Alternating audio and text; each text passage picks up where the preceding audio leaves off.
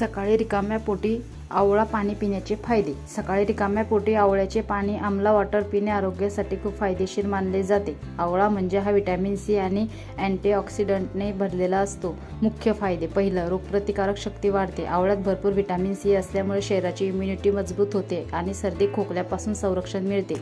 दुसरं, पचन सुधारते. रिकाम्या पोटी आवळा पाणी घेतल्याने पचनक्रिया सुधारते. ॲसिडिटी आणि बद्धकोष्ठता कमी होते. तिसरं, त्वचा आणि केसांसाठी फायदेशीर.